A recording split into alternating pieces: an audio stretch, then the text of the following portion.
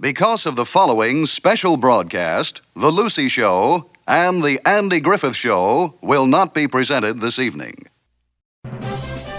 Word Balloon is brought to you by the League of Word Balloon Listeners.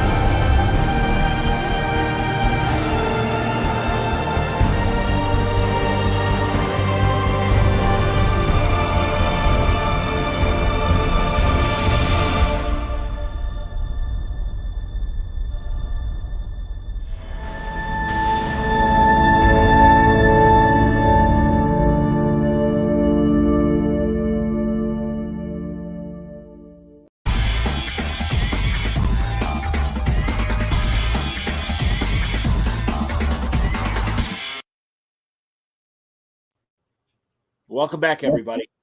Time again for Word Balloon, the comic book conversation show. John Suntress here. Always happy to welcome Howard Chaykin back to Word Balloon. Good to see you, man. Hi, John. Always a pleasure. How you feeling? I'm good. I'm the luckiest son of a bitch walking. I have absolutely no reason to feel as good as I do. It's I could drop that on camera, but it's your problem in that case, not mine. God forbid. Well, you got it. Forbid, absolutely. Didn't you have like a? Yeah. And again, it's like if I'd had this 30 years ago, I'd have been laid up for 2 months and pissing and moaning about it. As it was, my wife had to yell at me when I started picking shit up, that kind of stuff. They poke you with chopsticks and they pull the shit out, it was all right, Appendicitis? Was it appendicitis or? Yeah, the last time I had my tonsils taken out when I was a kid. I have a dental implant, and this is my first actual surgical experience where I spent the night in a hospital. The drugs were fabulous. They were really swell. Absolutely. 12 hours of sleep, awakened by nurses poking me with shit. And, I had to get used to not having an IV, so it was good. Okay. But, my feeling is having an experience that's so new in my dotage is alarming but strange. I'm good. Okay, good deal. Like I said, when I heard about it, I think we were all a little nervous, but I'm glad you look great. And no, it sounds like everything went well. Like an unmade bed, John. Let's face it. This is my Ed Asner one-man show. Mark Twain tonight, Ed Asner as an unmade bed tonight. That's all right. No. Hey, man, be comfortable. That's all right. I love the look, Howard. It's kind of a cross between, and forgive me if I hope this isn't offensive, but it's a bit of a rabbinical look, slightly. Oh, it's definitely Old Testament. I got prophet shit going on left and right here, pal. There you go. All right, I say that as an old Greek, so I appreciate you taking it the way that it was intended. That's good. Please, if it takes a great deal to offend me, but I insult very easily. You haven't even gotten close. I understand, man. Well, and let's talk about the book, man. We're 2 issues in on the latest volume of Hey Kids Comics. Is this the final volume, or are you going to keep going? This one sort of sums everything up about the relationship of fandom to comics. One of the things I've said recently a lot in interviews like this is that comics is a form, has more in comics fandom and the professionalism that evolves from it is more in common with the Jesuitry than, say, any other kind of fandom. It's an inoculative process. you're infected by this shit, and if it sticks, you're hooked. And it stays with you. It's an inescapable fact of life, and that's what this third and final volume is about. I'm working on issue 5 right now, which takes place mostly in the 1980s, and yeah. So this is the one that might get the shit kicked out of me. I mean, people, there are people who may never speak to me again after this if they notice. Well, I again, I mean, we can, if we're students of the history of comics, we kind of see the connections between your fictional characters and real events. It's a great, Romana Clef, as you've described it. Oh, as I've said, a lot of it didn't happen, but it's still all true. Everything about it, Howard. Honestly, I love the recreations of the comic strips and the comic covers that you give us, and the interior shots and the ads. It's so great. And is that pain in the ass or labor of love? Both. I mean, right now I just did an ad for the venerable verb valedictorians, and featuring Tarantula ad, and an ad for Arista Comics. It's the selling Bumburo animated cartoons. So we're in it. We're having a good time. And it's great to see the different eras. I mean, I initially reading that first issue thought it was going to be all about the Bronze Age, but no, you got to sit back in the war years and the post-war years. Well, I mean, I wanted to set up the fact of how much comic books owes itself to science fiction fandom in the first place. We have to remember that Julie Schwartz's first job was Ray Bradbury's agent. And all those guys were science fiction fans. Mort Weisinger, Julie Schwartz, John Broome, Siegel and Schuster. They were all comics, science fiction guys, and guys who were stuck at home, living in closets, and finally. And they found a new medium from which they could profit, because they weren't good enough to compete in the actual science fiction world, but they could transliterate that science fiction sensibility to what was basically children's junk, and successfully so. And like it's a room full of Jews, and one set of Jews exploiting the other. It's a classic. Well, and again, those studio. I'm sorry, Howard. Keep going. I stepped on you. Oh, no, I'm good. I'm good. Please. I was going to say those studio days of the Victor Foxes and the various real publishers and packagers. I guess. I don't know if that's a word, but I'm going to stick with it. Yeah, absolutely. I mean, they were basically putting together 64-page packages of children's stuff. A lot of these, they were done by kids. And selling them and wrapping them in a cover that was done by a competent talent. I mean, I was a golden age collector when I was a little boy, in a time when they were actually affordable. When I see the prices that go for the things that I owned back then, it's just like, I mean, I bought my first dozen or so golden age material for no more than $2.50 a pop, and they were in fine condition. And I mean, the material, I didn't buy Marvel stuff because the Timely stuff back then was just shit. I bought DC stuff, but I didn't know how good the quality stuff was. I didn't learn how good quality comics were until I was an adult. The Reed Crandall stuff, all the Eisner edited material. Yes. I mean, the stuff that he had, with Jack Cole, Alex Kotsky, Lou Fine, Reed Crandall. For me, those books are just extraordinary. I mean, despite my loathing on a personal level for Will Eisner, and I despised him, I have no problem acknowledging the fact that he was the guy who first transliterated the aspect ratio of the Sunday newspaper page into a comic book page, and took that 2x3 format, because that's really what comic books are, a 2 wide, 3 high. And found a way to make that work, and then literally created the idea of page upon page that everybody was doing, including Jack. And it wasn't until Kurtzman comes along in the early 50s with his diagrammatic approach to the war material, and Mad as well, that there's a different way of thinking about visual narrative. And, Eisner really had an eye for talent. He really did. I mean, I'm committed to separating the art from the artist. I loathsome person, phenomenal talent. Again, back then, the work that he did when he came back to comics was just treacly horseshit, including The Dreamer, which I thought was just self-serving junk. And just that Hamlet and the Tenements. Oh, give me a break, please. I'm sorry, I'm going on a tangent, dissing someone who's dead.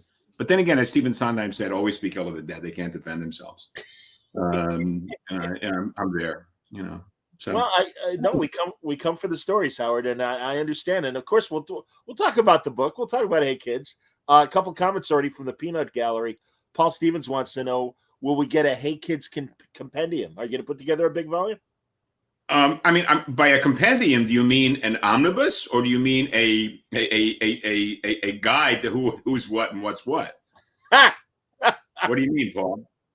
I'm assuming the former, the omnibus. I would hope. I'm not ratting anybody out. Sure. The characters. There are a number of characters that are obviously direct conflation, direct avatars, but there are also a lot of them that are mix and matches. I've been talking at great length to a colleague of mine, and I've been sort of working through explaining who's who and what's what and why, and how I combine this guy's backstory with this guy's front story and things like that. There are just too many good character beats that came out of listening to Gil and Frank Giacoya and Russ Heath. These guys were, they had stories to tell, and nobody was listening. So I did. It was fun. Howard, I'm glad you did, because honestly, I say this all the time. Anything that happened pre-90s, when every fart was being videotaped, or on the camcorders and stuff, and way before even digital. Yeah, it's true. It's true. That's but that's prior to that. That's the stuff that we have to rely on people like yourself that heard it from the people themselves. And truly, this is one of the reasons why I do Word Balloon. And one of the inspirations was reading Comics Journal and Amazing Heroes and all those decades of great comic magazines, where you'd get stories right from the horse's mouth. Look, I met Russ, I met Gray, I met Woody, all these guys. I've told this story a number of times. I got hired by Woody. It was totally inept. I have no idea why he thought I could do this job. And he put me in a room with Jack Abel and Sid Shores. And I'd never met either of them. I knew both their work. And within a day, I realized that Jack spent his entire day doing nothing but fucking with Sid. And that within a day of that, Jack realized that if he wanted to play his cards right, he had an accomplice in me. And I spent the 6-8 months that I did working at Woody's, basically Jack Abel and I fucking with Sid Shores, just being assholes, because I was what, 21, and, immortal and, capable of high crimes and misdemeanors, but getting and doing everything I put to get away with them, Easy to pick on him, I guess he must have been there. Jack became a lifelong friend, making Jack laugh on the subway was one of the great joys of my life. Trying to make him spit up was a great memory. It really was. Speaking of spit up and spit takes, God, I don't know if you remember back, of course we all remember the original. And hold on a second. I forgot to put my phone on call forward. That's quite all right, bud. Hello. Hey, how are you? Who's this? Oh, I'm in the middle of talking to someone who's got serious business to deal with. Can I call you back? Of course you can. Do me a favor. Call me. Email me your phone number so I can call you right back, because I'm in the middle of shit. I forgot to put my phone on call forward. Forgive me. All right. Call you back. Call me back. Bye. Bye. Sorry. There you go. That's quite all right. Oh, and Stepan Stechik is watching us. There we go. Who's that? Oh my God! I bet. Guy. Hold on. I'm putting my phone on call forward so nobody will disturb us. No, all good. All good. I'm ashamed of myself. Life intervenes. It's quite all right, Howard.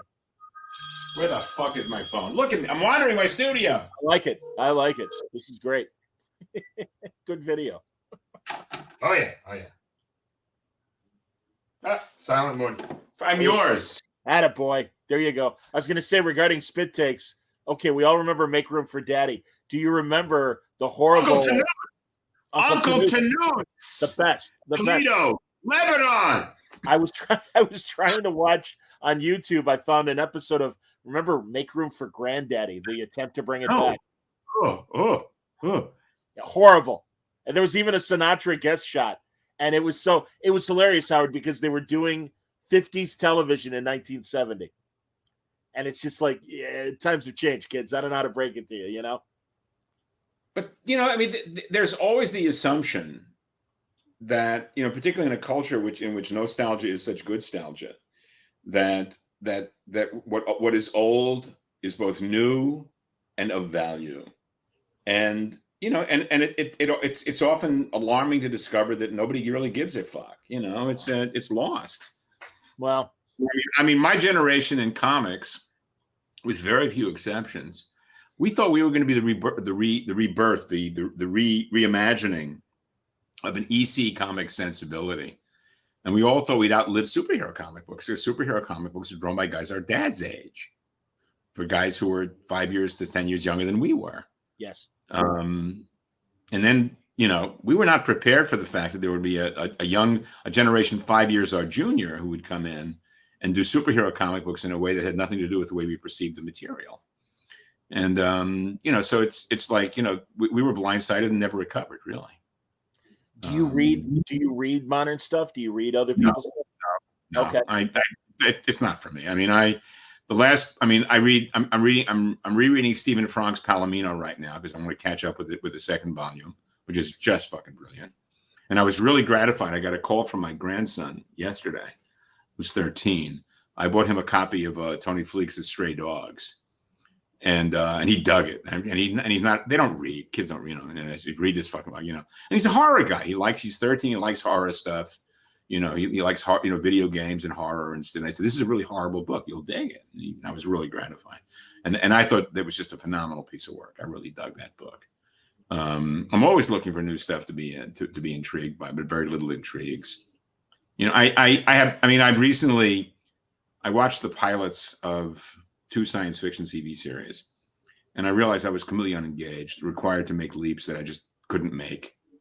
And this afternoon, I got a call from this morning. I got a call from a pal of mine, who's the only person I know who's had positive things to say about that new TV series, Mrs. Davis, on Apple. Okay. And everybody I've never seen has just like hated it, and I'm going to give it a shot. Because I just finished watching season 2 of Ganglands, which was just dynamite. Not for the you need someone to root for crowd. Let me tell you right now, it's there's not a single there's no one there with moral acuity you can identify with. But I will give that a shot. But I'm not available to fantasy. I'm not available to science fiction. It requires more of me than I'm willing to give. I like guns and cars and people making each other's lives miserable. That's what I like about drama. That's where it's at. Okay. A couple recommendations, I guess. HR is saying Attilio. Everything I have everything Michelozzi ever drew. You're preaching to the choir, pal. That's cool. Attilio Michelozzi is the world's greatest Italian named Algerian cartoonist. Seriously, died incredibly young. He was an attorney who had a midlife crisis, who became a comic book artist because he didn't like the law, and his work is brilliant. The very fact that you would think I didn't know about Michelozzi demonstrates that you don't know me. Not you, John. This person here. All good, man. All good. How dare you? Chuck wants to know. I don't have to ask when Sunshine Patriots is coming out. And great alternate covers by Dan Panosian and Dave Johnson. I'm looking forward to reading it. Tell us about Sunshine Patriots. Sunshine Patriots is a quasi-Western that takes place in the streets of Los Angeles in 1911. It's about 2 former members of Roosevelt's Rough Riders who find themselves down on the luck about a decade later. And one's a vaudevillian and one's a union organizer. And they end up being hired as hired guns for a studio that goes that's basically run by a guy who used to be Nickelodeon's, who goes from distribution to production. and the mafiosi that he sold out to follow him west and try to take over. And it's basically a series of running gunfights in Los Angeles in 1911. And it is a fantasia. There are elements of fancy, if not fantasia, in the book. But I had a great time doing it. Again, it's in a marketplace that thinks that, stories about people with shit coming out of their eyes and lasers from their fingertips is good. It's not going to be a commercial triumph by any stretch of the imagination. But I'm lucky enough not to have to worry about appealing to an audience that think that shit is good. I do. Yeah. But also, this is the kind of thing I would imagine would appeal to an outside of the U.S. audience as well as your American fans. As they say in France, beats lay fuck out of me. I have no idea. Right. No clue. Right. I mean, I've given up endlessly. I'm wondering what it is that people want and what they like. I don't know. Well, I've seen too many movies and seen too many shows on stage that blew me away, that found no traction, that be able to unable to judge in any way what will or will not find an audience. I don't know. Well, but and I say this as one of your fans, we want what intrigues you, and that's why. You and three other guys. I mean, it's like, well, I hope the sales are better than that, and certainly, I know HR Paul and Chuck are in agreement here as far as people that are chiming in, and I imagine Stefan is as well. I don't know. Yeah, it's four guys. Well, again, yeah, but it's the middle of the day. Don't worry, thousands will be hearing. Okay, all right, and it's Friday. Indeed. People have jobs. Yeah, some of us have jobs. Exactly. Along the fandom lines, he said, "I've been reading See You at San Diego." That's Matthew Klickstein's oral history of San Diego Comic-Con and fandom. I don't know if did Matthew approach you at all about this book, Howard? No. It's a great kind of it's dictionary. No, I mean, my first San Diego show was 1975, and I spent the entire show on acid, and I wasn't alone. No, it was good. Those are the kind of stories that are in See You at San Diego, for real. I had a good time. I did a lot of drugs throughout those early years. I had strange and discomforting sex, and I had a good time. The Ghost of at that point I lived in Brooklyn, in Queens, in New York, and then Manhattan, and I just Gore Vidal, back from the dead. I can tell you exactly. Great to hear from you, Gore. I've always loved your counter histories. He's been a fan since American Flag when he was only 10. Well, I'm grateful. Gore is one of my favorite writers. My goal in my Substack page, my primary goal is to find a way to create synergy between Lenny Bruce and Gore Vidal. Those are my two models for my Substack pages. I like it. I knew you would. I absolutely like. Have you seen that documentary, The Best of Enemies, when it was him and Buckley? Look, I saw it happen live. I know that's old. I watched that shit happen. There's 68. Absolutely, man. I mean, it's like the three of them: Vidal, Buckley, and Mailer. I mean, yeah. Vidal between the two of them. And what was it? Thank you. Good from the dead. There was this Snagglepuss comic book a couple of years ago, and I was absolutely stunned that Mark had no idea who Dawn Powell was.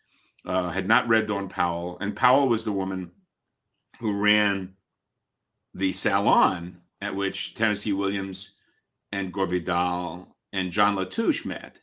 Wow. And Latouche was a guy who wrote Ballad for Americans, Some Country, and also The Golden Apple, which is a great American musical of the 1950s that tells the story of the Odyssey as if it's the return from the Spanish Civil War, Spanish-American War in 1898.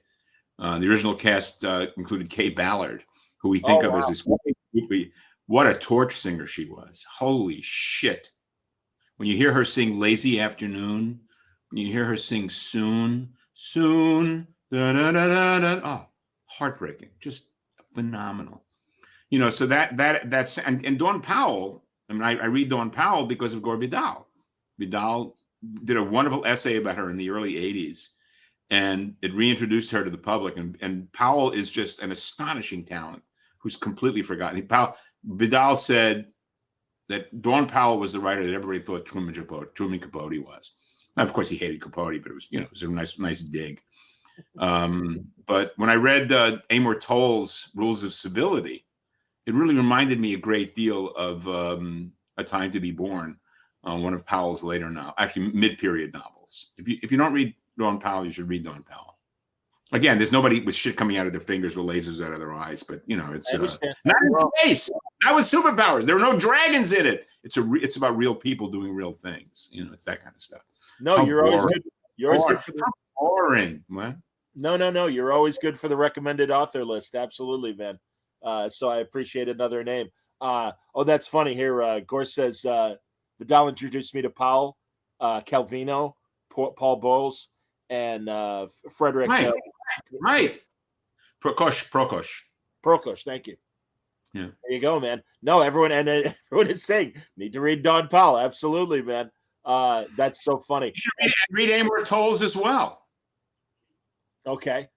Jack I agree with everything Gore says, but he seems a prick. Meanwhile, Buckley seems a personable guy. Exactly. I abjure the word prick. I'm going with asshole. Yeah, absolutely. Oh my God! All right, Jack is giving us a request. He wants to hear about John Lawton. I'm loving the new book. It's just so good. And I also have Lawton to thank for introducing me to Allie Monroe, who is apparently one of the writer producers on The Handmaid's Tale, a show I will not watch. But Monroe's Peter Cotton novels are really worth reading as well. But Lawton's new novel is called Moscow Exiles, and I'm taking my time with it. I'm not rushing because he's so unprolific that there's such vast gaps between books that I just don't want to rush through it. But I've been recommending, if you don't know Lawton, start with Blackout. It's a terrific novel. I love his work so much. I'm not a Le Carre fan, and I find Nick Herron's work kind of unreadable. But this work is just extraordinary. It's just really beautiful. I love it. I imagine you're watching Slow Horses on Apple. I am. Slow Horses is a perfect example of where I love the TV show and I find the novels unreadable. I feel the same way about Bosch. Okay, I love the show. And as much as I love Joe Lansdale's non-series stuff, I find the Happy Leonard stuff hard to read, whereas I love the TV series. The kinetic energy that exists between Michael K. Williams and James Purefoy on that show was stunning to me. It's a fun show. Yeah. Oh, it's great stuff. Yeah. Just great. Yeah, I'm a big Joe fan. No, I love his stuff. Absolutely. Me too. Yeah. No, I cannot wait for The Thicket. I'm so excited about that. Peter Dinklage. Perfect, right? I tried to watch his Cyrano, and I have to confess, I'm not a big modern music fan. So I got bored quickly. I'm more curious. Dinklage seems to be the perfect lead to play the part of the lead in that picture. He seems great. I'm a musical theater guy, and I'm really enjoying. I love the second season of Schmigadoon. It was actually better than the first. Yes. And I'm kind of digging this new show Up Here with Mae Whitman, which is has music from the people who did Avenue Q and Frozen, and I think Book of Mormon as well. It's pretty good. It's pretty smart. I'm a fan of hers. I like Mae Whitman's work a lot. I have since Parenthood. So I watch a lot of TV. My wife's out of town right now, so I'm catching up on all the stuff she doesn't watch with me. I remember. All right. Well, I always forget the name of the show that was on either HBO or Cinemax about porn in the 70s. And you loved it. The Deuce. Thank you. And I know it was great. Yeah, and I know you really appreciated the authenticity of the 70s. Oh, you can smell it. It just my wife who grew up in the Valley asked me a number of times whether this was it, and I pointed out that Ralph Reese, who just had a birthday, today's Ralph's birthday, said the girls never worked 42nd Street. It was always 43rd and 34th. I said, fine, Ralph, it's okay. It's okay. Artistic license has its realm. Let it be. I'm getting the same kind of vibe as far as recognizing the era in White House plumbers, because I mean I grew up in suburban Chicago, but it was kind of where I grew up was kind of the same kind of bedroom community that they depict Howard Hunt's domestic life, and it just I mean I can smell the summertime smells and just that vibe. I don't know, man. I am so like I'm digging the show. I'm not. I think I'm behind one episode. I literally have done nothing. I've been watching this week is I watch all of Ganglands, and I'm almost finished with the second season of Single Drunk Female, which I'm really digging. It's really good. It's really smart. Okay. I'm loving it. An unrecognizable Ali Sheedy as a nice Jewish mom, which is but a favorite of mine, Ian Gomez. Gomez is a guy who he used to be a bartender at a bar in Century City. And he broke out playing Alan's brother on L.A. Law. And he was on a Bill Lawrence show that nobody really paid any attention to called Cougar Town, which was really pretty good. Yeah. They realized half a dozen episodes in they couldn't sustain the original franchise. So they just said, fuck it, we'll just do something else. It became Alcoholic Friends, which I thought was really good. But I'm a huge Bill Lawrence fan. If I had known that Bill Lawrence was behind Ted Lasso, I would have watched it sooner. I'm looking for. He's apparently making Bad Monkey, adapting the Carl Hyacin novel with Vince Vaughn. And if anybody can actually find a way to transliterate Carl Hyacin's, absolutely psychotic and hysterically funny, brutally violent narrative sensibility, it's Bill Lawrence. Interesting. I really dug Shrinking as well. The Lawrence show he did with Jason Segel and Harrison Ford. I thought that was just swell. It's also nice that Lawrence gives his wife work. Which one is his wife? The next door neighbor. Oh, okay. The guy's married to McGinley, whatever his name is. Oh, sure. Also yeah. Great work on the show. He's fantastic. His line readings on the show are just top notch. They're hysterical. He's really good for him, man. That's I just saw the Ben Affleck movie about Jordan and Nike called We Air. watched it last week. I dug it. I did too. And the guy that really blew me away was Chris Tucker, because they finally gave him an adult role, and he kicked ass. He was great. There was some at that moment when he closes the door on the phone booth after talking to Matt Damon, it was just heartbreaking. But for me, the breakout on that show was Chris Messina. Messina was just so fucking good. It was hysterical. Just, Messina's another one of those guys who's got sort of vaguely leading man looks, who's got a great comic sensibility.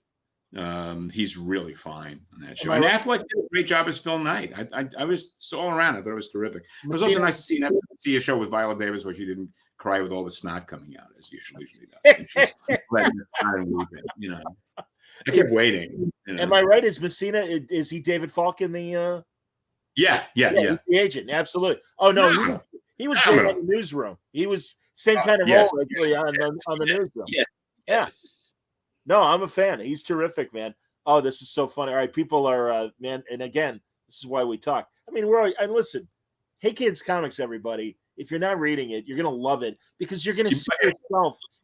Let me take this, John. If you're not reading Hey Kids Comics, you got a lot to fucking apologize for. There will be a reckoning, and you should be fucking ashamed of yourselves. That's it. Thank you. You don't want Howard haunting you. No, because I have nothing to lose. But you'll see yourself, and also, as you said, Howard, the more things change, the more they stay the same. And a lot of what happens to your characters in the 40s and in that post-war period, I mean, we hear about it now because I think the writers and artists are very vocal about when they feel like they're being screwed or whatever. I mean, social media certainly is their friend as far as getting those modern stories out there. But again, the same kind of screwing was happening decades earlier. Well, the difference, though, is that those guys thought that they were in a transitional and transient experience, that there was a bus stop until they went on to what they were actually going to be doing for the rest of their lives. And they woke up one morning and they were 60, and they were still doing the same shit they did when they were 14. And I'm 72. I'm doing the same shit I did when I was 20. The difference is that when I came in, I had no expectations. whenever I hear that comics will break your heart kid thing, my innate reaction is the second part of the sentence, which didn't come through, which is that I knew everybody else was getting fucked, but I'm special enough that I can avoid that. And that's just narcissism. That's presumptive bullshit. Comic books is a criminal enterprise. It takes advantage of its talent, and your job is to do everything you possibly can to avoid being taken advantage of. Which in some cases in the golden age included lying about your age and perjury. How about what's going on right now with the writer's strike with TV and film? I live 2 hours north of the city, so I'm not on a picket line. I'm a retired member of the WGA. I pulled the trigger on my pension about a decade ago for reasons having nothing to do with other than medical coverage. And now, of course, I'm on Medicare. So I know this is so interesting and important to comic book fans to hear about my issues with my pension. But I think I have this terrible feeling that this strike could conceivably break the union, because we are dealing with a perfect storm of the advent of plagiarism software and an audience that really can't tell the difference between good, bad, or indifferent. That it just, as long as it's got a series of sensibilities replied to, then it can live with it. And on top of that, with all the, we can piss and moan about the writing being done by AI and by the artwork being done by AI. We have to take into account the fact that we are on the cusp, if not already in it, the complete replacement of actual talent by synthetic actors, synthespians, and vactors, the sort of stuff that I called Tromplography back in the 1980s. When you can license Fred Astaire's likeness to appear in a commercial for Hoover vacuum cleaners, you're barely a step away from replacing Chris Evans with a CGI created simulacrum. And the audience doesn't really bring anything to the table other than being prepared for sensibility, for explosions and bullshit. And, when that happens, that Justine Bateman piece that she published was pretty solid, I thought, because Bateman is both WGA, SAG, and PGA, and DGA. And she sees the ramifications coming from plagiarism software as it applies to writing, to directing, and to visual narrative. I mean, you look at the gap that exists between the CGI work done in Titanic, a truly dreadful movie, and then 3 years later, the flyover shots of the hills of Rome and Gladiator. The gap, the leap in improvement between those two visual images is staggering. That was just 3 years. Yeah. 3 years. And now 3 years is 3 months. Yeah. It means nothing. I mean, it's a kind of a scary time. I hear you, man. Chuck Arnold here. Interesting comment. Who needs Ruben Flag when you have his AI likeness and it doesn't try and fuck up the help? Yeah. Je suis là, as the French have it. Yeah. Yeah. Absolutely. So I mean, I'm not entirely convinced that there's going to be an outcome of any really positive value here, because basically, it's. And I've said more than once that right now, Hollywood is basically the guys who used to beat us up for reading comic books in high school, making bank off of comic books. And the reason that the comic books as a medium have become a genre is because it's all filtered through the scrim of this edgy, dark, this prism that, confirmation of that, as I've said more than once, is that they take Archie, adapted for television, and it looks like The Dark Knight. Come on, it's Archie, for fuck's sake. It's Casper the Dead Baby. Okay, fine. Are we now looking at Curious George and the Man in the Yellow Hat going back to Africa to deal with the problems of female circumcision? I don't know. It seems perfectly reasonable to do that as well. Wow. So there you go. I hear you, man. What do you stop giving away ideas? I already did that. I'm waiting for someone to come back at me with Depend or Ruse. The combination of Underoos and Depends. We're an audience that I definitely want to wear Stephen Sondheim Depends. That's $1 million idea, Depend or Ruse. That's fantastic. Oh my god! I'm taking shit for talking about it publicly, but there it comes. I'm shitting my pants, but I'm shitting my pants, but I'm representing while I'm doing it.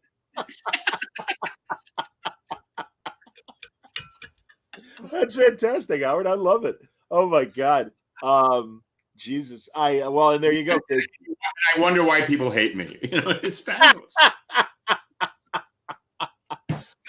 So yeah, Howard, and shame on me, because back in March at C2E2 in Chicago, I was on a panel with writers, and Azzarello was like, "Yeah, this fucking AI thing is really going to fuck us up," and I'm like, "Yeah, but there's still that," and you're a great example of this as well, and Brian is in terms of, yeah, my classic Superman trope is the George Reeves show. He crashes through the wall.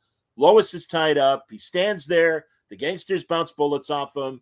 You got to throw a gun at him too. You got to throw a gun at him too. And then they throw the gun because the gun, and then he ducks, of course, because he's okay. Don't throw that thing at me.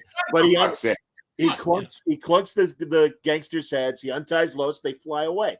That's your classic Superman story. But it's people like yourself and people like Brian that find this wrinkle in Superman's persona that I don't think an AI can come up with.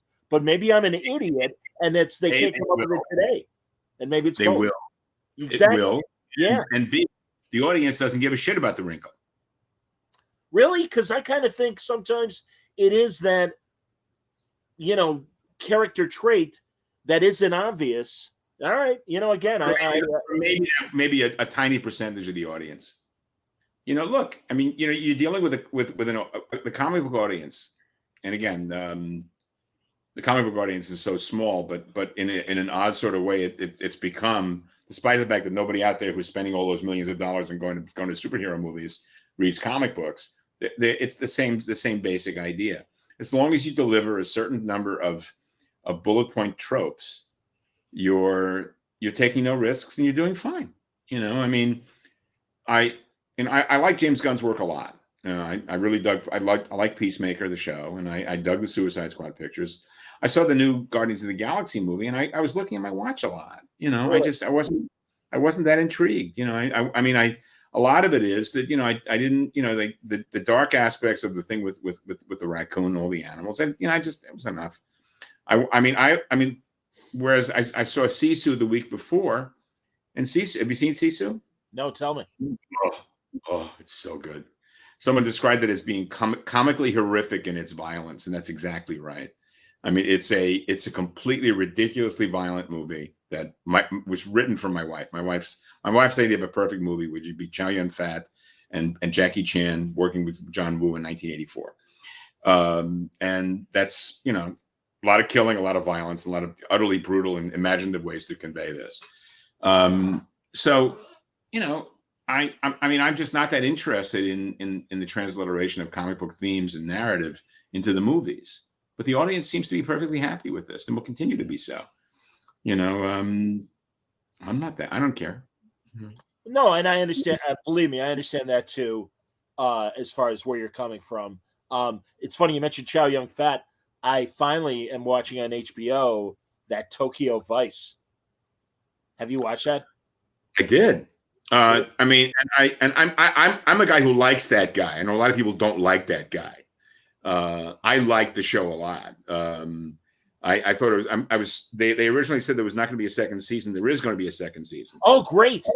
Yeah, there is. I mean, the two shows that I'm waiting for second seasons on right now. Well, actually, there are a number. I'm waiting for the final season of Happy Valley. I'm also waiting for Kin to come back, the Irish crime series. Loved it. And Tokyo Vice. There's a bunch of stuff like that. So, but yeah, I really dug it. Yeah. And again, it's a world. I mean, it's an anthropological perspective. It's a world I know nothing about, and I was kind of curious about the way it worked. And I like Ken Nakamura. Really nice work. It's good stuff. Yeah, I was blown away, man, and it was great to see Chow Yun-fat in something new. That's over here. I'm sure he's been doing just fine in Japan and everything, making more stuff. Right. But yeah, it was. I loved it. I thought it was terrific. I don't know why HR is mentioning one of our favorite movies, and that's The Taking of Pelham 123. I was talking about that movie yesterday. And a friend of mine just finished reading Lumet's book on movies, which is a great slim book. Oh yeah. And he mentioned the fact that Lumet has nothing good to say about Bye Bye Braverman, a rare comedy made by by Lumet. And I love Bye Bye Braverman. Love that movie too.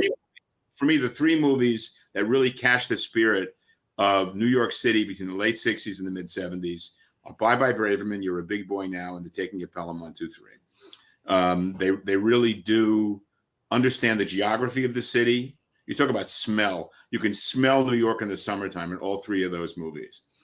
And The Taking of Pelham 1, 2, 3, is just, it's such a perfect collection of New York faces. Kenneth McMillan, the fabulously, unfortunately dead Kenneth McMillan, doing great shit. The prescience of hiring a guy to play the mayor who looked like Ed Koch before he was the mayor. Mathau, Jack Warden, the fabulous Jack Warden. I'm sorry, Martin Balsam playing Jack Warden. No. Yeah, Martin Balsam. Martin Balsam is playing Jack Warden in the movie, Pretty much. Come on. It's like, it's like, there are all these guys that were, to a great extent, as I've said, Jerome Cowan is Douglas Dumbrill is the Jerome Cowan of Sir Cedric Hardwicke, and it's just packed with that. I mean, and Robert Shaw, all these guys who died too young, Shaw is just so fucking good. I know every performance of Shaw's, Sting, Jaws, it's like, and then, it hurts. Bye Bye Braverman, which I saw in its original theatrical release, and then I saw recently over the past couple of years, is a movie that I'd forgotten had pointed at an aspect of academia which was totally invisible at the time, which is the advent of taking a look at Gilbert Seldis's work and Robert Warshaw's work in regard to looking at popular culture beyond relativism, the immediate experience, and the seven lively arts. At one point in the movie, you know the movie? You know Bye Bye Braverman? It's been a while, but absolutely I know that movie. It's Joseph Wiseman, George Siegel, Jack Warden are all in Sorrell Books, Volkswagen, and they're talking about and Brooke is teaching a course at the New School about comic strips, and they're all talking about it with the familiarity that we take seriously now, but that at that time was unformed. And the last shot of the movie, actually the second last shot of the movie before we see the funeral, the cemetery, is Jack Warden, who's both a real Romeo and a mama's boy, leaps out of the car and runs to a phone booth to call his mother to let him know he's okay. And as they're driving away, he yells, "And remember, we got that Randolph Scott Festival at Film Forum next week." And and that so much informs my father's generation. I mean, there's a reason why it's Randolph Scott who's mentioned in Blazing Saddles, not John Wayne and not Jimmy Stewart, but Randolph Scott. The Bud Bedekers, the Randolph Scott Bud Bedeker pictures, so that all these things come together, and again, if you see The Taking Pelham 1, 2, 3, Bye Bye Braverman, and You're a Big Boy Now, which is Coppola's first major studio feature, with Rip Torn, Geraldine Page, Peter Kastner, an actor who was going to be a big deal and never really mattered, Elizabeth Hartman, Michael Dunn. It's just, and Tony Bill, it was one of his last performances before he became a producer, with a soundtrack written for the movie by the Lovin' Spoonful. It's just a great fucking movie. It really is. And Rip Torn is just, Rip Torn is just a fucking force of nature. I mean, anybody who could stumble into a bank and thinking he's home in the middle of the night, you gotta love that. You gotta love it. The best. We got to spend a whole evening with Rip Torn when he was doing Young Man from Atlanta, the Horton Foote play. They were previewing it here in Chicago. And dude, I hear you. And truly, he came to the rock station to talk to them. And we're like, hey, man, we're on the sports talk side. You want to go see a Bulls game? He's like, absolutely. And we took him out for a steak dinner. We took him to see the Bulls. And jealous. Oh, and truly, man, it was fantastic. I'm asking about Sweet Smell of Success or Sweet Bird of Youth. And also, and what about, getting stabbed by Dennis Hopper, I didn't ask him about getting stabbed by Dennis Hopper. He was supposed to play the part that Jack Nicholson played in Easy Rider. Wow, I didn't know that. Oh, my God. Oh, yeah. And Hopper stabbed him in a drunken frenzy. Jesus. That's why Nicholson got the gig. Oh, my God. Right? Another one of his films that could easily slip through the cracks, the Paul Simon movie, One Trick Pony, and he's the record executive. Me, it's Payback. Oh yeah. Yeah. No, he's great. He's not Payback. No. He plays a country western singer. What is it? Oh, Not way back. that ripped us. I forget the name of it. You're right. Yeah. Shit, I don't remember. But good lord, even that Powers Booth Texas Ranger movie, Mhm. But for Extreme me, Force. I mean, when he's stumbling around with Elizabeth Ashley in the wardrobe on Larry Sanders, and as they fall out of the frame, he says the Nutrisystem is really working. I just oh She's like booze to me, except I don't know when to stop. All right, it's not that different. No, he was brilliant. amazing shit. It was in the midst of Larry Sanders. It was like during that Right. year plus in between the second to last and final season. Arnie, right? Artie. Arnie. Yeah. Oh, Oh no. And we're like, what's going on? He's like, well, Larry's got to sit down and write the shit, but whenever he makes the call, we're ready. And I'm like, all right, whatever. He was amazing, incredible. I'm Loved it. very jealous. I really am. Well, every now and then, Howard. I mean, good lord, you got me beat. 1,000 points to one. I mean, look, this is shit that interests me a lot more than anything else. This is why Howard. Again, this is just a good opportunity to have us, kibitz and break bread and have stories. You and I haven't eaten in so long. Are you Remember starving? the last time we ate was in Skokie, I think. Was that the last? That is the with, last time we had a meal. Absolutely. Charlie Pelto and Mark. Mark and Franco was there. Right, Franco was there exactly. It's been Yeah. Skokie. That's Fabulous right. Skokie. Yeah.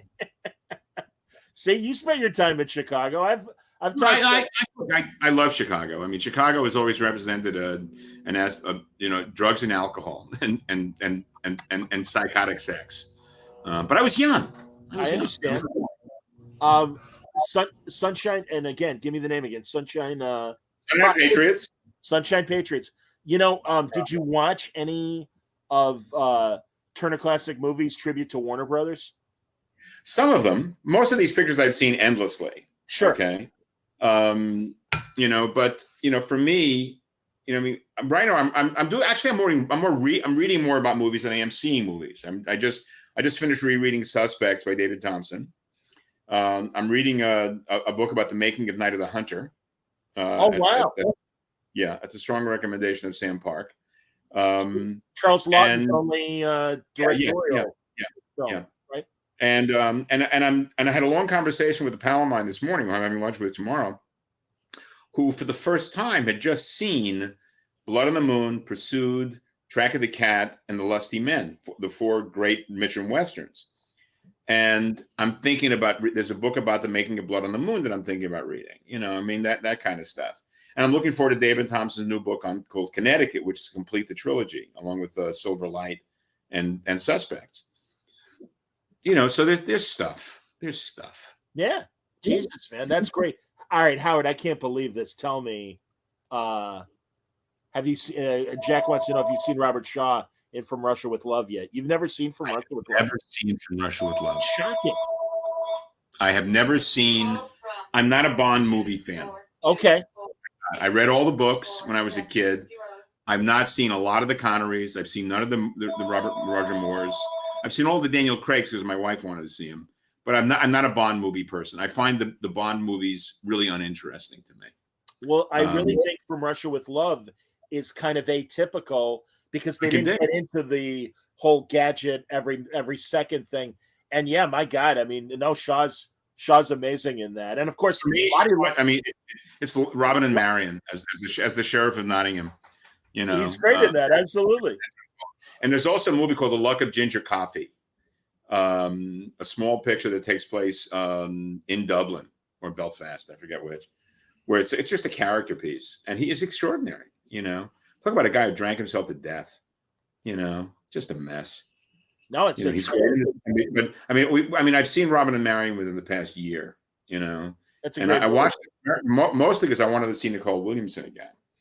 Oh, sure. Yeah, he was so great. Yes. Well, I mean, my first experience seeing Nicole Williamson was back in the day when the Hallmark Hall of Fame actually did, middle-brow theatrical productions.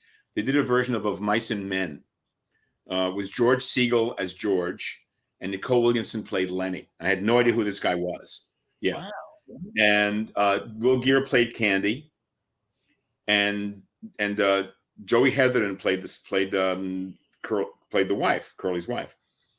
And And Williamson was astonishing as Lenny. He was just, Yeah. according to legend, according to the anecdotes I've heard, when the director wrapped the production, Williamson dropped out of character immediately, grabbed Joey Heatherton by the throat, and shoved her up against the wall and said, "If I ever see you again, I will kill you." Wow. Yeah. That's commitment, I mean, he was apparently a maniac. But man, look, Evan Handler, the guy who plays Charlotte's husband on Sex and the City, Yeah. was starring in a Paul Rudnick show called I Hate Hamlet, where in the course of the show, he's sitting in his dressing room preparing to go on, and the ghost of John Barrymore as Hamlet comes out of the shadows. And it was Williamson playing this, and Williamson drove Handler crazy. He would beat the shit out of him on stage with a sword. Jesus Christ. First time I saw him was in Excalibur, and then I saw his Great Merlin. And then I saw, or I think I probably put the dots together. 7% Solution. Well, that, of course, and he was amazing. But actually, prior to that, when he was on Columbo, and was I've never seen Columbo. That's interesting. That's interesting. Great No, writing. Not interested. That's I mean, for me, I would love. Apparently, Walter Matthau got ill and was hospitalized while he was doing Neil Simon's Plaza Suite, and was out of the show for 2 weeks. And Williamson came in and filled in for 2 weeks. And the idea of Williamson stepping in for Walter Matthau and anything is just like, what the fuck? Yeah, what the fuck? I mean, just like Lenny, I can't see him doing he was it. astonishing. Yeah, I mean, I keep looking for it. It's sooner. Maybe it'll turn up somewhere. It was staggering. All those Hallmark Hall of Fames. I don't. You would hope that the corporation kept copies of those. You'd think there'd be the way the Warner Archives works, or the MGM Archives, just to be able to get it on DVD. Absolutely. I've got a DVD package that's made up of the original TV kinescopes of TV plays that were then translated into film. Which would include Bang the Drum Slowly, and most specifically, The Days of Wine and Roses. And The Days of Wine and Roses is an hour-long play with Cliff Robertson playing the part that Jack Lemmon played, and Piper Laurie playing the part that Lee Remick played. Yep. And it's much grimmer and much darker than the Blake Edwards film. It really is. It's really, really grim. I think I remember telling you, Gabe Hardman and I and Ian Brill were doing a podcast called Kinescope, where we were watching a lot of the old anthology plays and everything. Oh my God. I mean, a lot. I mean, it's some of it does. I mean, some of it is overpraised, but a lot of it is pretty fucking amazing. Yeah. It really is. Well, that whole generation of Frankenheimer and Franklin Schaffner, right, and Lumet, all these guys. I mean, I had never seen, changing the subject completely, but in a sidebar sort of way, I'd never seen Peckinpah's Deadly Companions, and I've never seen the Pat Garrett and the Billy the Kid. I didn't see Deadly Companions because he always disparaged it. And I've not seen Pat Garrett and Billy the Kid because the presence of Bob Dylan seemed rather twee and pointless. And I saw the Deadly Companions about 2 weeks ago, and I can see his problem. I mean, it's not a very good movie. And it feels like someone trying to do a Bud Bedecker kind of a take on with Brian Keith doing a Randall Scott performance. But all those guys who came out of TV, Lumet, Peckinpah, Frankenheimer. I mean, I screened a lot of Frankenheimer stuff for my wife during the lockdown because she'd never seen anything. Oh wow! And man, I mean, Seconds. Holy shit. I know, disturbing as hell. Oh my! It's also a terrific novel, by the way. It's a really good read. I never read it, but Salome Jens. Salome Jens, and John Randolph playing him in the original version. Absolutely, man. Yeah. I met Randolph at I went to a fundraiser at Danny DeVito's house when he was still married to Rhea Perlman in the Santa Monica Mountains, and Randolph was there. And I said, "Tell me about Seconds," because Randolph was another one of those blacklisted guys. He had some real issues, and he was just a very engaged. He was delighted to meet someone who had actually seen the movie and remembered him from the movie. John, I'm going to have to end this very soon. I'm sorry about that. Oh, not Howard. Absolutely, man. And of course, we can reconvene We can wrap up. The idea of convening with a re attached to it. That's good. John, thanks so much for having me. I'm most grateful. Howard, sorry you're late. Howard, nothing truly in the 18 years I've been doing this, the fact that we've gotten to know each other is one of my true highlights of doing Word Balloon. It means a lot. We need to get my ass out to Chicago so we can feed, babe. And I don't mean fucking Rosemont either. I mean Chicago. I'm with you. No. You know it, man. We'll go to the Chop House and get a real steak. Absolutely. I every so often I'll order a half a dozen Lou Malnati pizzas, so I know what's good. Attaboy. Yeah. We can wrap up. Everybody, Hey Kids Comics. We're 2 issues in. Number 3 is coming out in just a couple of weeks. It'd be 2 weeks, yeah. And again, 4 is done, and we're working on 5 right now. Sunshine Patriots will be out pretty soon, and both Hey Kids Volumes 1 and 2 are available in trade. I hate self promotion, but here I am embarrassing myself. No. That's great, man. And really, all right, we'll pick up again either to wrap up Hey Kids or Sunshine Patriots. Works for me. I'm in, pal. Beautiful. Stay in touch. All right, thanks, John. Thanks to all you guys watching and listening, and set an example because I have no intention of doing anything even vaguely similar. Dig you later. Thanks, guys. All the best, Howard. Thank you, buddy. Take it easy. Howard Chaykin, everybody. How about that? I always love to talk to him. Always happy to see him. He's looking good, and again, gives us a ton of great stuff to look for on our reader list. So always great. Thanks everybody for watching. I hope you had a good time. More great Word Balloon Live coming next week. Tom King going to join me Monday night, talking about Trinity, the new Wonder Woman daughter. What's her deal? And also taking a look at, of course, Danger Street, the wrap up to Gotham City Year 1. So much stuff to talk about with Tom always, and looking forward to a new edition of the King's Speech. So that's happening next time on Word Balloon Live on Monday night. Everybody have a great weekend. Stay safe, stay happy, stay healthy.